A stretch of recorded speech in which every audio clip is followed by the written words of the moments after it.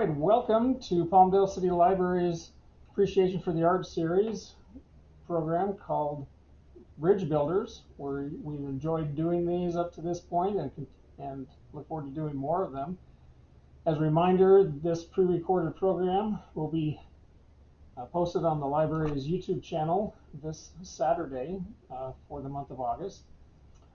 And as a reminder, I want everyone to know, if you don't already, that the library is back open for full services. In-person walk-in services, our hours are back to pre-COVID schedule. And as a reminder, those are Mondays through Thursdays, 10 a.m. to 8 p.m., Fridays and Saturdays, 10 a.m. to 5 p.m., and on Sundays from 1 to 5 p.m. We're gradually increasing the number of in-person programs here at the library. We had a wonderful Harry Potter birthday bash in July, and we're looking forward to hosting some others, including Talk Like a Pirate Day again on September 15th this year. So please call us for more information to the library and/or check the website, follow us on Facebook, and you can be learning about what we're doing here at the library. There's always something going on. And in that vein, again, very happy to host this program and partner with Jesse Davidson. I'll share some brief bio information about Jesse. If you don't have this, if you've been tuning in, you might have this memorized by now, but we appreciate this partnership with Jesse. Jesse was born and raised in the Antelope Valley. He's been a bassist since his early teens. And he's been involved in the local music scene since 2010. Working professionally since 2012 in Southern California, he has worked at Lancaster Performing Arts Center and teching for Last in Line, Lita Ford, Venice, and others. He's toured as independent musician with Reverend Red and Rogue, and in August 2018, Jesse began writing for the Antelope Valley Press, covering the local music scene with a weekly column appearing in the Showcase section of the newspaper. And that is an awesome column. I encourage folks to read that if you're not doing that already. Today, we appreciate Mel Booker joining us. And Mel is a Southern California musician and educator. In 1993, Mel began teaching at a local music store in the Antelope Valley. As his client list grew, the school Mel Booker Music was founded. His teaching methods were honed and refined to instill into his students a lifelong love of music. Since its inception, the school, Mel Booker Music, has been home to thousands of students. And I failed to mention Jamie Lee Beck, the assistant library director, is here, and she is helping us with tech support and recording this program. And so without further ado, I'll turn it over to Jesse and Mel. Thank you, Robert. So, for those that don't know, Mel is originally from San Antonio, Texas, if I have that right, or that was where you spent a lot of your formidable years playing. Yep, that's the area. Awesome.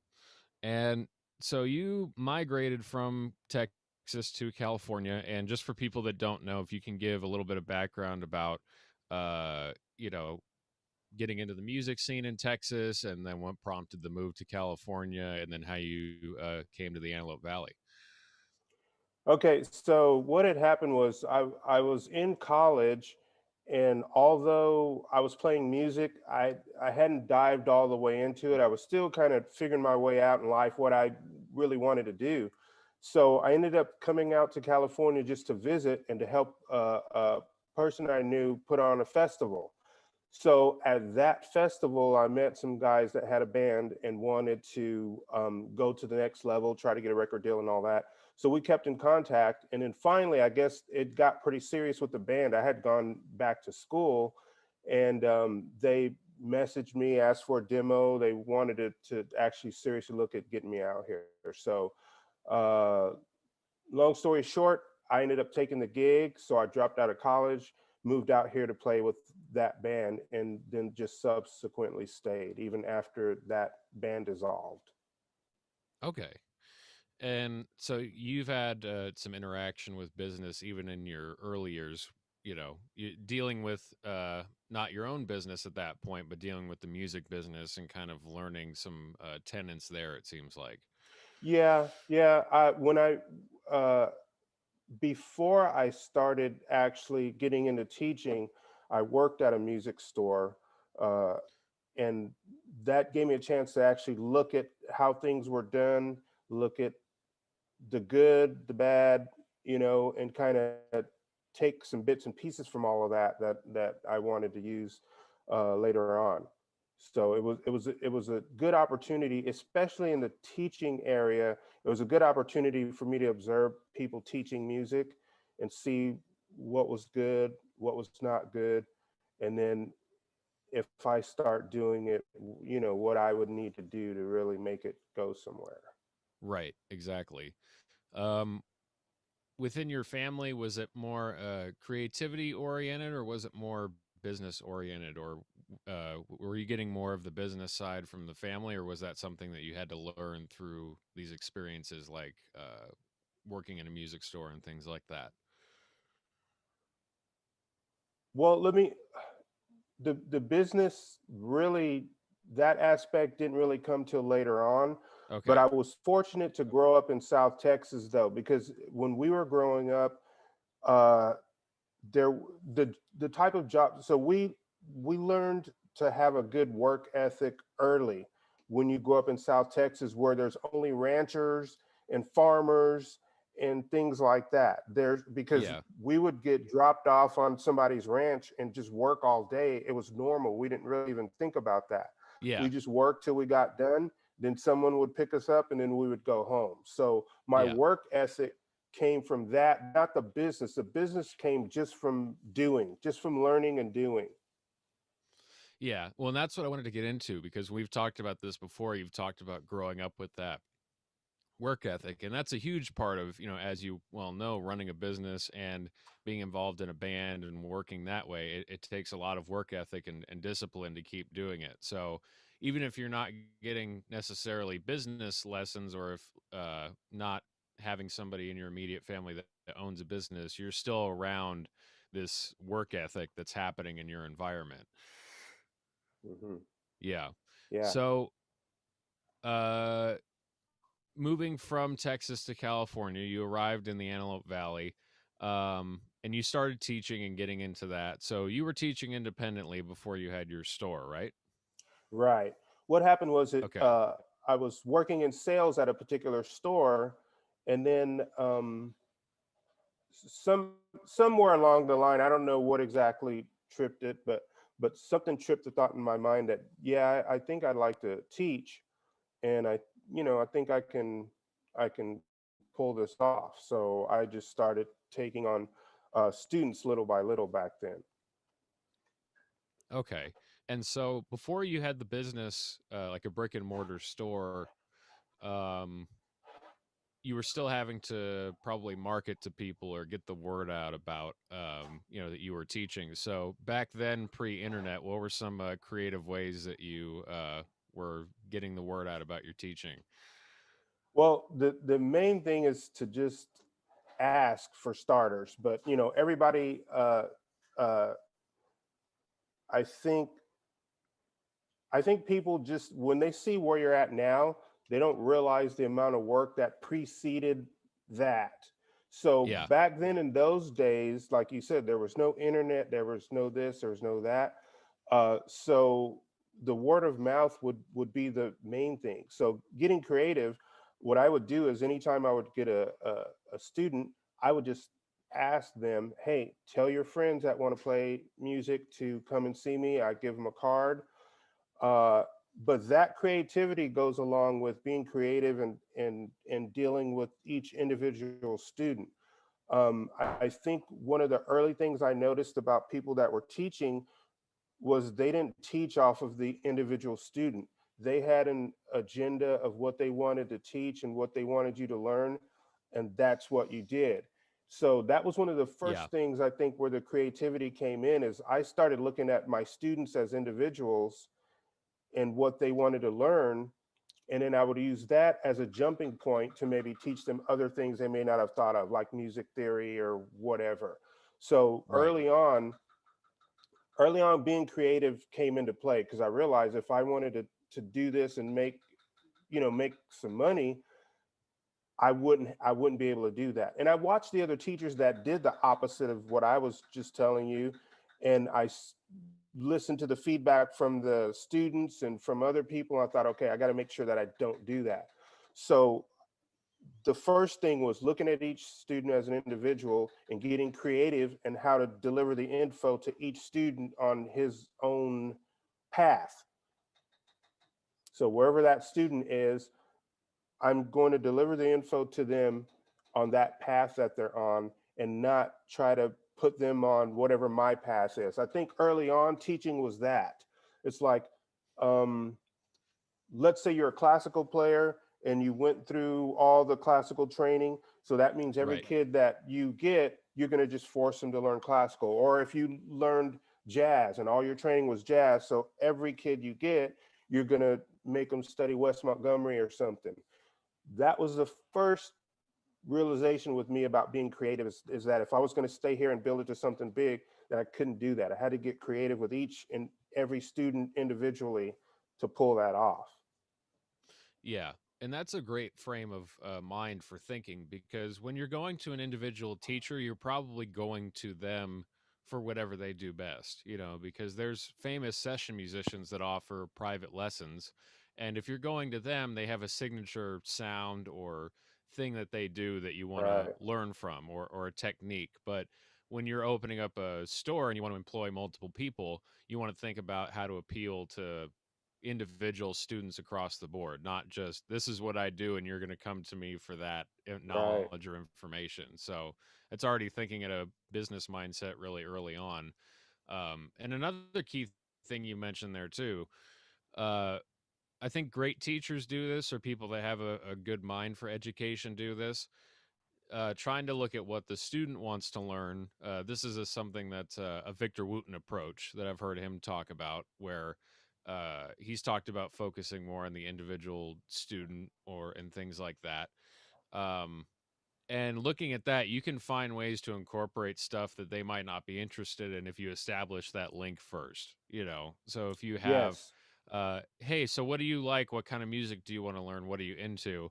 And then you can incorporate those concepts that say their favorite musicians or bands or artists are using, and you can introduce theory that way. And it's like, okay, well, this is how this is done, or this is how this song is written, and then you can go, oh, okay, and the students are more engaged that way.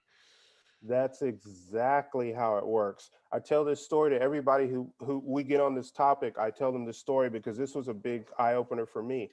I had a particular student. This is probably back in the 90s sometime. I'm guessing 95 or Yeah. 4. I don't know. But back then, a lot of the musicians in the Antelope Valley were into punk. We had this wave of where everything was punk. Yep. So he was one of these kids at the time that was just, he was into punk. And I think he wanted to learn this particular Guttermouth tune. And I Yeah. hated punk, just hated it. I Yeah. didn't get it. I didn't understand why anybody would even want to bother. But, I just bit my tongue and I jumped in and we started learning the song. But then I realized, it's like, wait a minute, this song is in this key and they're using this and they're using this and they're using this and this. And I could totally hear that. So I used that song to introduce these theoretical things to him. And now this person, he's not a kid anymore. He's Yeah. grown now, but Yeah. Yeah. he's completely into jazz now. I don't even know if he listens to punk anymore, but he's all West Montgomery and all that now, from going from Yeah. punk to me just taking him where he's at and digging into that. And I used what he liked to introduce some of those theoretical things to him, and it just grew from there. Right. That's how you do That's that. a That's that's a exactly really how you do it. funny story that you brought that up, because I kind of have a similar background where I was really and still listen to it, but I was really into metal, and that was it. Like it was classic Okay. rock, hard rock, metal, just all in that lane. And then as soon as I got into college, it was expanding my horizons. So I started listening to Hmm. one of the first records that I listened to. It was beyond that. It was Kind of Blue from Miles Davis, and that was Yeah. totally blew my mind at the time. And I also started going back and listening to like old blues stuff. So like Muddy Waters, Howlin' Wolf, things Yeah. like that. And I sort of went backwards, and then from that point I just, you know, jumped around and listened to a bunch of different things, and I still have those roots, and I still like a lot of that music and still listen to it, but it's just, it's, you know, the palette has expanded so much now, and Yeah. it was from people introducing me to things that I wasn't necessarily interested in before. And so that goes a long way. And I think in the long run for a business, that establishes, you know, because when I think back, I was for those that don't know, I was a former student of Mel Booker music with various instructors. And right when I started playing bass, my first few years there, from about 2009 to, I think about, no, 2006 to 2009 or 10. That's when I was taking lessons. So, and that was, I picked up a bass that year, you know, and so because we were playing, you know, in a garage with my buddies, and I needed to learn how to play bass. So the great thing about getting back to the store with that, you had a recital called a rock shop that you guys still do, and I was able to sign up for different songs that I liked. So you had usually a song list, and people were picking different songs, or you could throw songs in the hat. And I played a lot of, you know, rock tunes and metal tunes that I was really excited about. But then because I was, you know, learning really quickly, I was able to pick up songs for other people and was able to play songs that I would have never thought I could play before. Layla was one from Eric Clapton. That was a huge, Yeah. I never played anything that moving or complicated, because there's a lot of notes and stuff moving around in that song for me. And same thing with there's a couple other I think more modern rock tunes and other things that I had to, you know, learn and really branch out, and I had to learn songs. I remember learning one within a week, and I was going, "Oh, how am I going to do that?" And now, as musicians, you know, we learn stuff, you know, the night before sometimes, or a couple days before if Yeah. you get called for a gig. So um you know, getting back to that, like when you're opening your store and you're employing these concepts, I remember that time really fondly, and you know, remember that that was a huge foundation for me. So I imagine with taking that approach that it creates more of like a long-term loyalty for people that went to the store and grew up playing there and might want to introduce their kids to music. Yeah, definitely does. Because, and this goes back, and you mentioned some of the people you mentioned, the reason we know them is because they were creative, especially with Miles. If you look at Miles during every era of his career, he was always going somewhere different. You know, he was always Yeah. taking, you know, what he learned and bending it and molding it and shaping it into something else. I think just as people in general, that being creative is normal because life forces you to do that, and Right. the extent to which you fight against it is the extent to which you probably get left behind or you're unsuccessful, Right. is what I would say. That's how that ties into business. If you don't pay attention to those movements and those winds of change, for, you know, lack of a better term, that's when you end up having problems. I think a lot of people, you know, the hard thing isn't starting a business. All you got to do is go down and get a business license and put it up and rent a building from somebody. That's not the hard part. The hard part is accepting that flexibility, being okay with the change, and then making those changes work. So sometimes sometimes you're in a situation where being creative is forced on you. Sometimes you see things and you're like, oh, you know, we got to switch here, we got to be creative in how we do this. So this will be long-winded, but let me give you an example. No, go uh, for it. ear- Early on, this is before you came on board, Hmm. we started carrying the gear. I think after that period when you were on board, we realized that things are changing. People would rather just order their gear online. Um, and that was a big thing for us because we just thought, and me, like I said, growing up in the South, everything is smaller then, and mom and pop and all that stuff, and there was a certain way things are done. Right. So I had to accept that that's not how I'm going to be able to build this business, you know, copying the big box stores and doing what they do. because things are changing now, and I Right. won't go into all the details of that, but we had to get creative and say, okay, so what are we going to do? Because everybody teaches you, you open a business, you sell stuff, and that's what you do, but everything's changing. We Yep. would have people asking us for gear, and they'd bring in a catalog from some online place or whatever. We didn't have that gear, and then if we did have it, we can't buy a warehouse full of it to get it to that price that they're looking at. So at a certain point, that that creativity was kind of, I wouldn't say it was forced, but it was close to that. But we accepted it. We're like, okay, this aspect of society is changing. Do we still want to stay in here and fight and do that, or do we want to bend and change and get creative and do something else? So by the time you came around, we still had some gear, but we were working our way out of that Yeah. because things were changing. Yeah. Yeah, I remember that. There was a smaller selection, and it was things that made sense for the store. I think also looking at what you're doing and not trying to offer everything, but there were a couple bases for sale, a few guitars, and then little practice amps, and then there was accessories that you would need, strings, straps, things like that. So Mm-hmm. stuff that Mm-hmm. made sense, but not necessarily trying to compete with, those stores, but say if a kid wants to come in and get started on guitar, you could theoretically have everything that they need, if they want to get everything, a little amp that they could start with, and then, instructional books, and then a guitar, and then like cables and a strap. Like you could grab everything there and get lessons and take care of everything all at once. But it's not like you're trying to supply a working musician, because those are kind of two different Right. demands. Right. And that Yeah. goes back to being creative.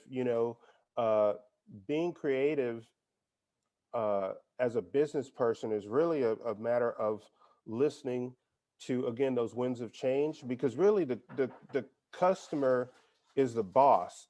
You can't Yeah. really set up and this goes hand in hand with the teaching. You can't really set up an agenda and say, this is what we're going to do. You have to come and get on our program. You can't do it like that. Yeah. You have to look outside of yourself and find all these creative ways that you're going to take care of your customers, what their needs are and what they expect from you. And that goes down to even little stuff people don't think about. This is a staple of mine with our business. And maybe other businesses that are watching maybe pick up on some of these things, but like, this is a little thing people don't think about, but these are kind of things I think about. Like in our business, I'm always thinking about, how we can take care of the customer, even things that may or may not have to do with the lessons themselves. So Right. like, for instance, I my employees don't take up parking spots in the front of the store. We don't allow it ever. The reason is because those spots that are in the front, we want to reserve for the customers. So especially a lot of parents, and I learned this back, years ago, probably around the Yeah. time when you were in there, a lot of parents are running. They've got to drop a kid off to you. They may have to drop that kid off to you and then go take another kid to dance or soccer or something. So if all my employees take up all those spots, that means the parent has to stop, Yeah. get out of the car with the kid, walk them up to the store across the parking lot, you know, Yeah. and then drop the kid off and get back in the car and then take off to go do the other thing. So I thought about that and I was like, well, we can walk with our gear. We don't have to make them do that. We'll Right. walk. So I just started doing this thing. I said, look, I don't want you guys parking in front of the store. Sometimes I explain it, sometimes I wouldn't. And uh, that sometimes you don't see it from that side. You're like, well, I can park up here, get my gear out and start teaching, but then that would put me, not really being creative in these little things I can do to make it easier for the students to get into their lessons, especially little kids. Parents don't want little kids walking across a parking lot when cars are driving, you know so Right. that's another creative thing. It's not exactly tied to the music, but that kind of being creative, I think, gets missed a lot in business.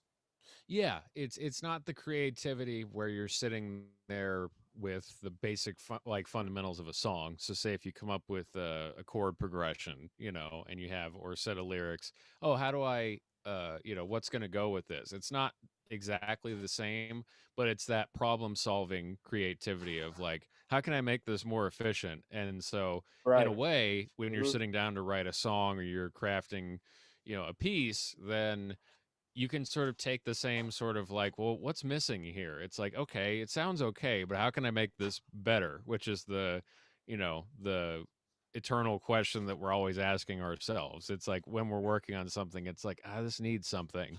And then you're trying to figure out what that is. And in a way, the business is kind of the same way. You're looking at a literal store. And so you have sort of, if I could take the liberty to say this, kind of a canvas or a piece in progress.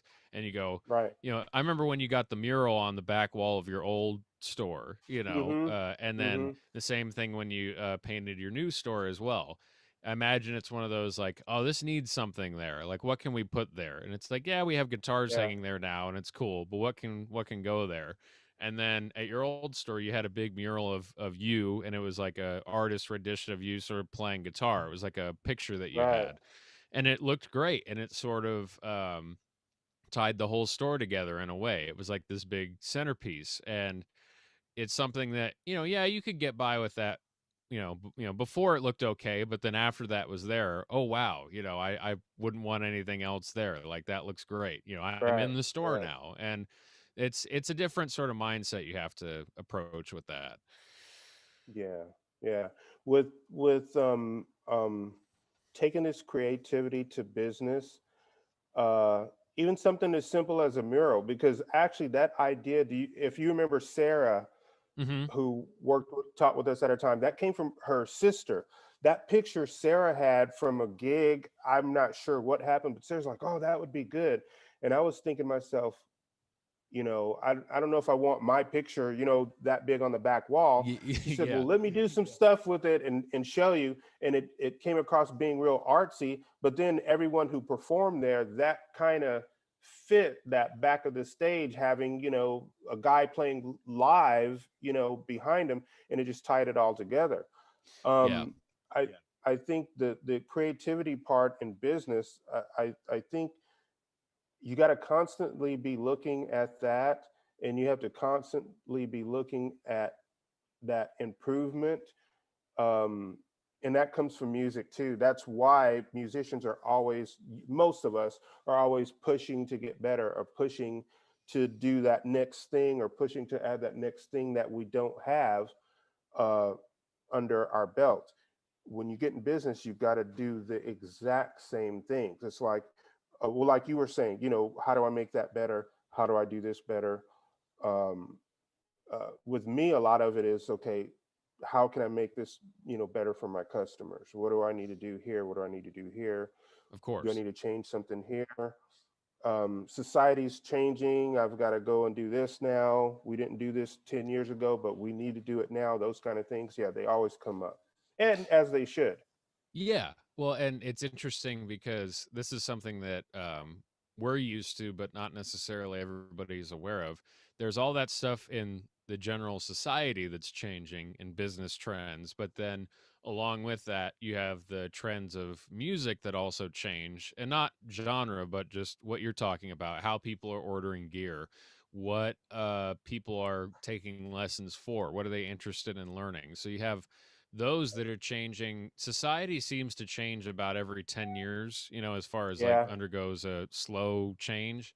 But then the trends of the music can change within those 10 years dramatically. Maybe within a couple years, could be every 5 years or faster with technology now. And so you're figuring out ways to adapt to that. And then a bunch of different factors like that, and also looking at how can we improve this as well. So you can't stay static for any given length of time. You have to. No. Yeah.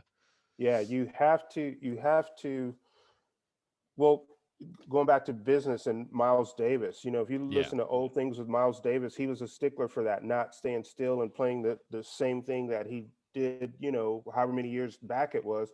He was a Yeah. stickler for that. So the jazz critics were really mad at him for always moving on.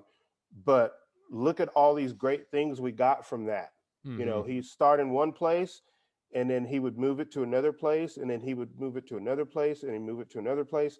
uh, that for me is always going to be a normal thing, whether it's business or music. You're always expanding it. You're always looking for ways to move it forward. And like I said, going back to that with customers, what are we going to do to service them? If music is changing, like here's another thing. Uh, Mm-hmm. Before that period in the 2000s, uh, when we started our brick and mortar right before when you were there, um, the movie, going blank now, with Jack Black, School of Rock.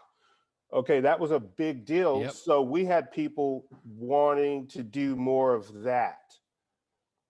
Yep. Now, push forward to later on, the big things now are singing shows on TV. And so people are Yep. seeing that more than they're seeing people with instruments. So I have a lot more people wanting to sing and play piano now than back then. Lots more. So so we end up going with it. I don't have an agenda. If people want to learn how to sing and play piano, then we're gonna do a lot more of that. So it's interesting how Right. those things happen, and they influence society. But instead of fighting against those things, you just go with those things and you get creative. It's like, okay, people want to sing, they don't want to play guitar and bass as much. Yep. So we're going to focus on that until that changes. Yep. Yeah. Yeah, well, and that is so funny that you brought that up because I'm literally a direct result of you getting business from that movie because I, saw that with my buddies and then one day, at Joe Walker Middle School, I turned to my buddy Seth and I go, "Do you want to start a band?" And he said, "Yeah," because we both saw the movie at the same Okay. time. And Yeah. I kept thinking about it and I was like, "Man, that looks like fun." Because I was already getting into music a lot anyway, with just listening to it and like really it wasn't like an overnight thing where I just decided to become a musician. These things just kept coming into my life, like different albums or movies like that. And there was also VH1 Classic was on, and they had played Okay. concerts and like videos all the time. So I found that, and I was watching that. They had a lot of documentaries on there. That movie came out. There was a lot of different ingredients going into the recipe, and then I finally just was like, "Oh, I want to start a band." And there was that factor at play, but I didn't. I grew up with American Idol too, but that just wasn't my thing. I wanted to, and my dad's a guitar player as well, so I wanted to also be like my dad.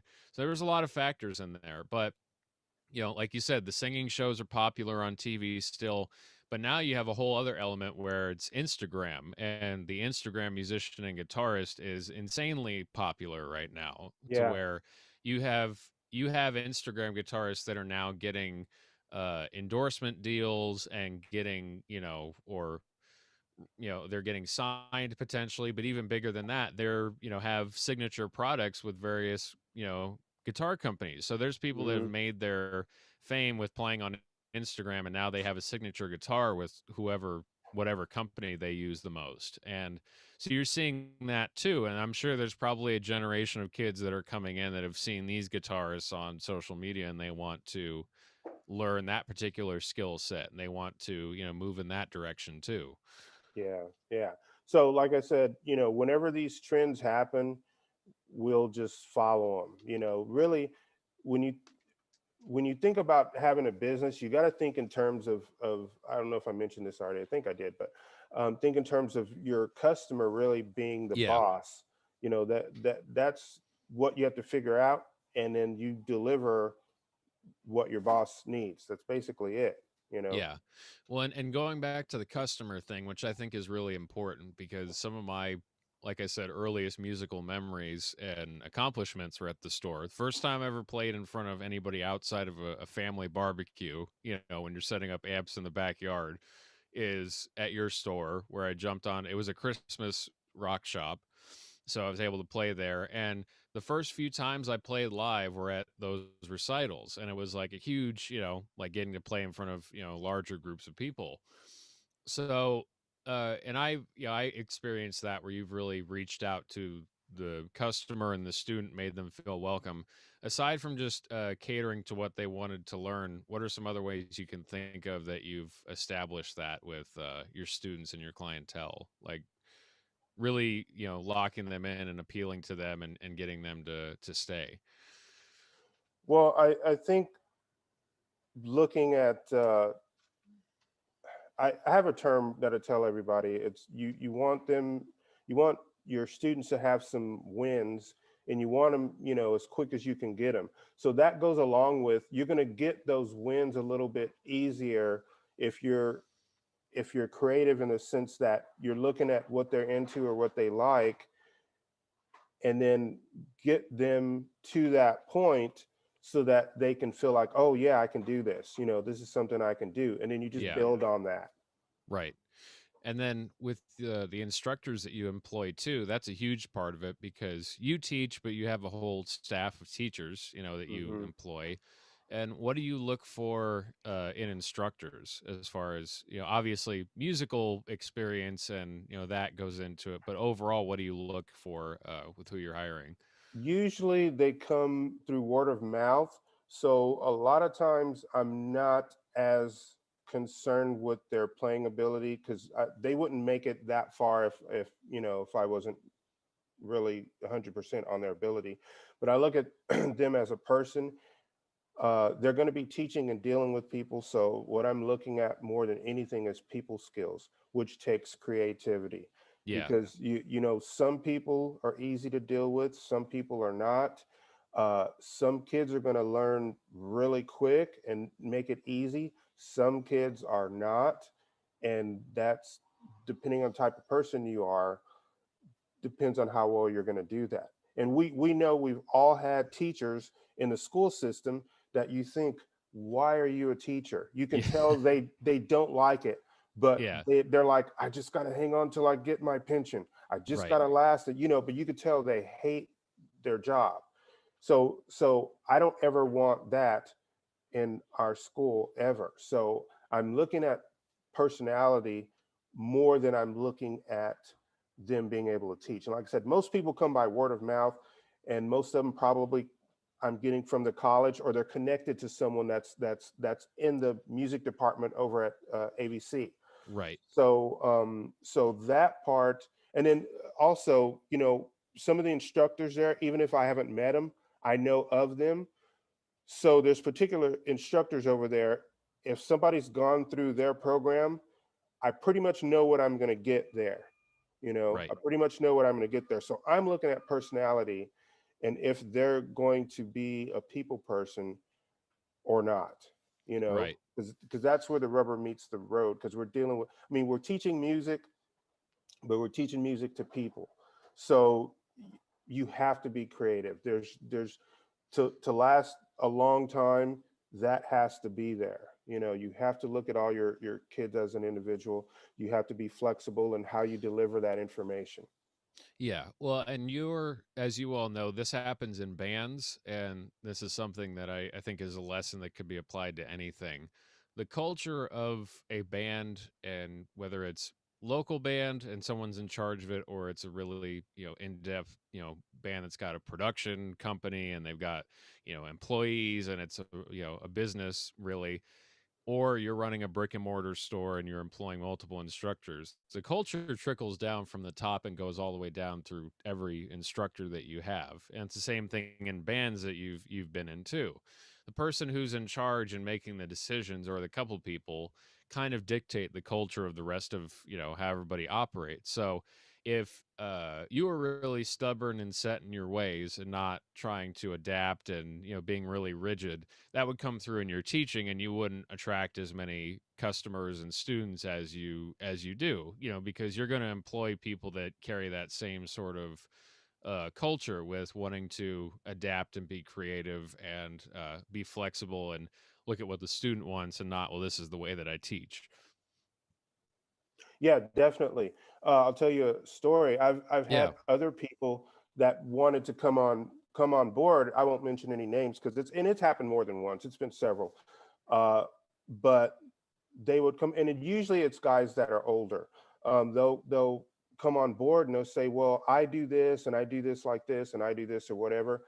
Immediately in my mind, I'm already shutting down, uh, because I have a way that I do things, but that way that I do things is based on this flexibility, like Hmm. based on this creativeness that we're gonna, we're going to mold ourselves around each student, and that I'm not going to bend on for anybody. Yeah. I just I've seen the results of it, so I'm not going to bend on that. So in that flexibility comes me being rigid with who I bring on board, because that's how we grow, is by having people on board that understand that, and understand that we're treating all of our students as the individuals that they are, and then we're creating this great big huge family of musicians. So in that sense, that leaves room for being creative, that leaves room for, if there's disagreements or butting heads, because when you're in family, that's what happens. You still Right. love your family. That doesn't mean you agree with everything they say or whatever. There's times where you butt heads. So by Right. me doing it this way, it leaves room for all that, Right. which, and when you're in a band, same thing happens. You may not agree on how things are done, but you agree on that, the general way that the band has to go, or that a song has to go, is going to be there. Then the Yeah. little bits of it, the flexibility comes in. So that's pretty much how it is here. So if somebody comes on board, or I bring somebody on board, um, that's gonna, be the thing that I'm looking for more. It's not so much how much they know, because, and you well know, there's some musicians that are phenomenal musicians, Yeah. but they're not people persons. They're Yeah. just not. They Yeah. have terrible people skills, and they can't relate to different people, and they're argumentative, and I mean, so I Yeah. stay away from that, because that brings in the drama, and the more drama you have, that really stifles the creativity part, you know when you're dealing with drama and things outside of that. So yeah, I don't Yeah. deal with that too much. I always look at the personality. Yeah, it's being conscious of the same way you want to cultivate the way a store looks, and protocol for how you do that. That's You can do that with the culture of the store, and that's what you're talking about. And a lot of that comes down to communication too, which I think it's, as much as musicians can listen, you do run into people that it's the communication is very lacking, and so it's a situation where if you're leaving that flexibility open and saying, well, hey, we need to cater to the students, somebody who, even if they have a method of teaching, can, if they're flexible and can communicate their ideas well, can find a way to still bring those methods that they have into their curriculum without necessarily impacting that, catering to what the student wants, because then they'll still be able to listen to who their influences are, their, where they're at. Have you been playing for 6 months, a year, 2 years? What have you been playing? And okay, and then again, it's all these ingredients, and you're looking at the same way you could think about how to put a song together. You go, okay, well, you know, they've only been playing for a couple years, so they have some experience. Okay, well, play something for me. And okay. And if they play, all right, their timing needs work, but they have really good ideas, or they're like, their feel is pretty good, but then they could use this or whatever it is. You can start to come up with the list of what they need, and somebody who can adapt and do all of these things that you're talking about can help facilitate that. And going back to that Victor Wooten thing I was talking about, to elaborate on that further, he was saying he thinks that we teach music backwards in a lot of ways, to where he thinks of music as a language. So as a language, when you're around adults and you're talking with other adults, you're learning how to speak because they're talking to you like you're part of the family, and that you can already speak at the same level. They're giving you that courtesy of bringing you up to that level. Where in music, it's the opposite. You have to sit in a Yeah, room alone, learning all of these licks and scales and progressions, and then you're allowed to play with the professionals. And so he brings up the point that it's, it should be the opposite, to where you're encouraging people to, express themselves, and you're encouraging people to develop at a young age like a language. And thankfully, with the rock shops, there is a lot of that, tying it into the store. There was, yeah, with the first time I played on stage, would I necessarily have been ready to play on stage? No, but I learned this song, and I got up there, and I did it. and it was an environment where you were encouraged to do that. And there were different levels of students. There was beginners, there was intermediates, and then there was usually people in their teens at that point, like later teens or maybe even early 20s, where they were, playing and got up there, and they were the more advanced students, I guess. And I think it all ties into what we're talking about with trying to bring the best out of your students and the people that walk through the door at your store. Yeah, bringing the best out of people. I think is a good way to put that, because um, looking at everybody as an individual is really the only way that can happen, Yeah. as far as I'm concerned. Especially when you're teaching people who are um, recreational players. Not Yeah. everybody wants to do this at a pro level. Some people. I had a thing I had mentioned on the thing before. I don't know if you remember this or not, but Mhm. with music, you're talking about mass, and then you're talking about pitch, which that pitch is created by vibrations. Yeah. You're not really, it's not really based on like a certain philosophy or anybody's certain belief system, or it just is, you know. Um, you're taking those things and giving that to someone, and then we know that math is infinite, so you that creativity comes in the same way. Math is infinite, math with pitch is infinite, Mhm. so your students and the range of things they're going to do and be able to do really is infinite also. So you can't get rigid with all of that, Yeah. because then you don't get the Miles Davises or the John Coltrane's or these guys. You if you take that away, you don't get this. You don't, or some of the new things. Like I'm getting older now, so I'm not always on top of all the new music that comes out. But like I'm the type of person that normally when a pop artist will come out, here's where I haven't been flexible, getting in my old age. Sometimes when a Yeah. pop artist comes out, I'll immediately dismiss them just because it's pop, because pop from my era is different. It's more Yeah.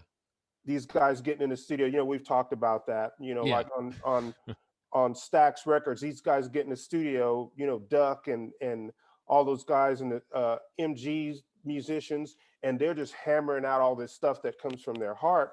So sometimes I'll hear a new pop artist, and I'm thinking, oh, this is some person on a computer or whatever. I'll just write it off. Yeah. But here lately, I heard Billie Eilish, and I Yeah. watched some interviews on her brother, and I was like, that dude's really creative. He's Yeah. not just some kid with a computer just throwing stuff up and then they're just going for it. And I was like, so I had to really wrap my head around accepting that, yeah, this is new and it's different, but he's a creative guy. He's not just throwing some stuff up and then just, it just kind of happens. He's really creative in the way he's approaching music. Yeah. I remember that happened with me back when I first was getting into uh, Amy Winehouse. When she was alive, I'd never listened to her, never heard her ever. I just thought she was another pop singer. And in my mind, if it wasn't Gladys Knight or Patti LaBelle, or I guess after that Lauryn Hill, I'm like, they're probably not any good. Didn't even listen to it. Yeah. I Right. found out about her after the fact.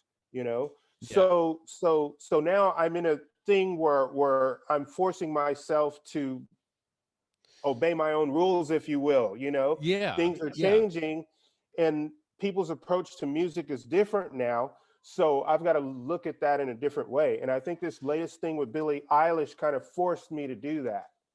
Yeah. And tying that back into the business, I can think of one word to sum that up, and that's mindfulness. And it's a form of that to where you practice that flexibility, but even in that, there's still times where you would automatically, like you said, discard that. And Yeah. it helps you not just as a musician, but as a a business owner, to where you're paying attention to these things, and you're going, and not just, oh, okay, yeah, I've heard of her, whatever, but you're taking the time to go, okay, well, let me watch some interviews, let me listen to this. And it's being mindful of what's coming, because she's a relatively new artist, and there's a ton of artists that are following suit with that. So you're going to get a wave of Mhm. kids that want to learn similar things, and they're going to want to be involved in that.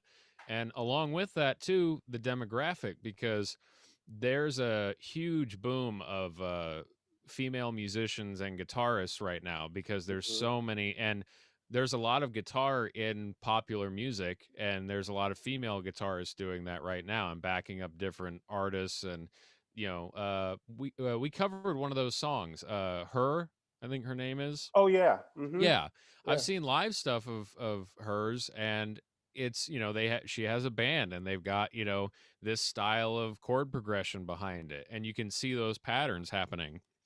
You go, okay, well, let me kind of brush up on this so I could be familiar with, what people are going to be asking for, because I'm sure you already have students coming into the store that want to learn Billie Eilish songs, and they want to learn, her songs and Yeah. different things like that. Yeah. Yeah. So each era that's come on board, I've had the staff just go with it. I don't resist any of that. I remember one time. Now, one thing, a little side note here, Yeah. except for now, I think this is the first era where I have not really taught Metallica that much. And that's interesting because the whole time I've been teaching, I have always had somebody wanting to learn Metallica. Yeah. Always. Even during the punk days, there was always somebody wanting to learn them. And I always thought that was really interesting that no matter what phase society's going through, that's one band that was always, it was always there. Now here lately though, at least for us, that's changed. I don't think I've had hardly anybody asking about Metallica. Um, and that might be, more kids are playing instruments, but surrounding those instruments with electronics. Hmm. I first realized that that was coming. We had a, I can't remember the guy's name anymore. He was an indie rapper come through, and I guess a venue fell through, and we let them rent our stage at my old location. And he came there with a DJ with keys and just electronic stuff and a drummer. And I was like, and I had never seen that, Yeah. So I'm thinking to myself, what? But then the whole crowd was all about it though. I mean, it Yeah. was like, so there's different, there's just different ways to approach music. Like I said, we're dealing with math and we're dealing with pitch, Hmm. and that's infinity. So everybody's going to hear and interpret these things differently, and you have to go with it. And then if you're a business person, you incorporate that. Yeah. Absolutely. Always comes back to that. Yeah. Yeah. Well, I know we can definitely go on for hours about all these various subjects, but I think we've hit the end of our time here. Thank you so much, Mel, for coming in and sharing some of your knowledge and experience on this, and kind of tying these two worlds together. That I think we're used to seeing these connections and having to think about things in that way, but hopefully that brings a little bit of that perspective into, I think, people that might be interested in starting a business, or if they have a business, and how they can make it better. And I think take some of that, because music really is like a big sort of club and hangout once you know everybody. It's Mm-hmm. when you show up to an environment like the store, it's, especially back when I was going there, it was, instructors would be hanging out and talking to each other when they didn't have students. And then you would run into people that you knew there. And it was almost like a little bit of a hangout every time you would go, and especially when you would host shows in the rock shops and things like that. So hopefully we can take some of that mentality and apply it to, I think, not just other businesses, but just the way we think about how we approach and treat people that are, we're interacting with, and things like that. Well, thanks for having me, and you hit the nail on the head. I think really this is all about people. Yeah. Yeah, That's absolutely. what we're Cool. Thank you. that's what we're doing.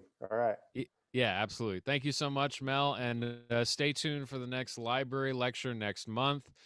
We've got a lot of exciting things coming up and what we're planning. And hopefully, with the COVID restrictions staying lifted for now, we can plan some, some library concerts and in-person events and lectures and things like that. So thank you to Jamie Lee Beck for recording and for Robert Shoup for organizing the library events.